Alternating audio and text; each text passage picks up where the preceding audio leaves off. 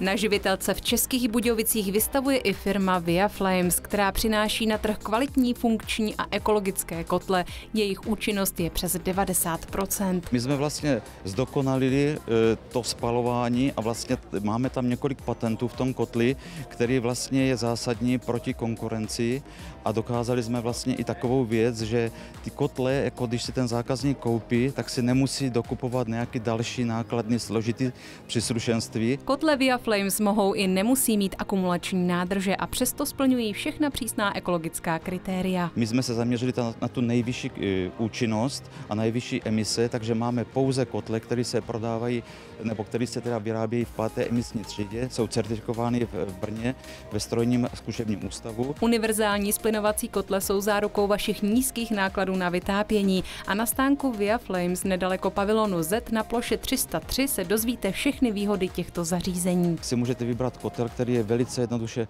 na obsluhu, a když přestane jít elektřina, tak topíte, pokud máte třeba systém bez oběhového čerpadla. Takže vlastně pro ženu, která třeba není technicky nadaná, tak ten kotel je velice jednoduchý, přístupný a není náročný na obsluhu. Na první pohled zjistíte, jestli je třeba přiložit, i to, jestli musíte kotel vyčistit. Nic není lepší, než vidět zařízení naživo. Via Flames najdete na živitelce až do úterý 26. srpna.